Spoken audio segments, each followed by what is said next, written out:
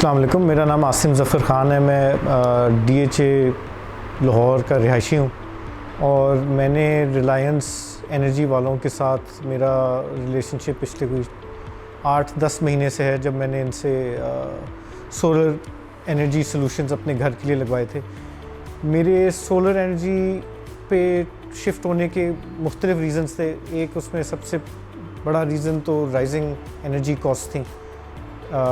एक उसको ऑफसेट करने का ज़रिया नज़र आ रहा था, बिकॉज़ 40-50-60 हज़ार रुपये का मंथली बिल, जब आपकी यूजेज उतनी है, बिल बढ़ता जा रहा है, वो हज़म करना मुश्किल हो रहा था।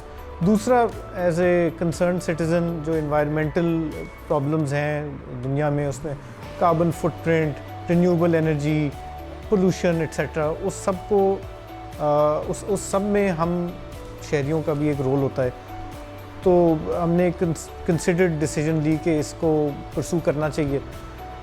तो हमने अबाउट 6 मंथ्स अगो एक रिलायंस के थ्रू एक सोलर एनर्जी सिस्टम लगवाया।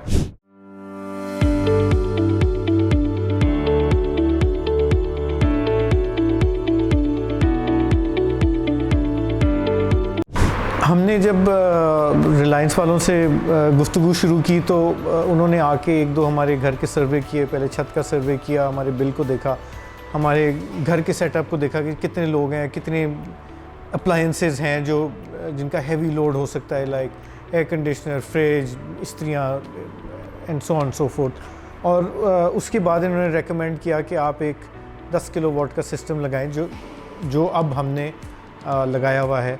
और वो ऑब्वियसली आपकी बिलिंग हिस्ट्री, आपके average number of units used during the year, उस सब को देख के आपके अगर घर में जितने लोग रहते हैं, कितनी जगह है आपकी छत पे, कि सोलर पैनल्स कितने लग सकते हैं, तो वो एक साइंटिफिक मेथड है जिसके ज़रिए ये डिसाइड करते हैं कि आपकी यूजेज और स्पेस अवेलेबिलिटी के मुताबिक आपको ये सिस्टम लगाना चाहिए।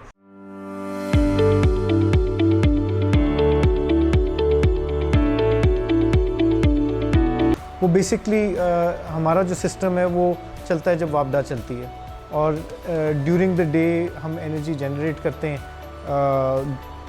उसमें से कुछ एनर्जी और उसी वक्त यूटिलाइज़ हो जाती है हमारे सिस्टम में, अगर घर में उस वक्त एयर कंडीशनर चल रहा है, AC चल रहे हैं, और अगर नहीं है तो वो सारा हम एनर्जी बना के वापस ग्रिड में बेच देते हैं। उससे हमारा एक क्रेडिट बनता है। वो क्रेडिट शाम को ऑफसेट हो जाता है जब हम लोग घर वाले होते हैं और हमारी एनर्जी यूजेज बढ़ जाती है। तो इन द लास्ट 6 मंथ्स हमें ये नज़र आया है कि in the current economic environment, solar is a superb solution, not just financially but help control the environment and जो उसकी डेग्रेडेशन हो रही है। तो ये तो हो गए हमारे रीज़न्स, अपने जो पर्सनल रीज़न्स थे ये करने के। जो सेकेंडली, हमारी जो रिलेशनशिप है रिलायंस के साथ, बहुत ही अच्छी हमारी रिलेशनशिप रही है। इनका रिस्पांस टाइम बहुत अच्छा रहा है। इनकी ability to deploy is very quick. हमने जब फाइनली एग्रीमेंट की तो उसके 2-3 दिन बाद इनकी टीम हमारे घर आ गई थी, and with in 48 hours system लग गया था।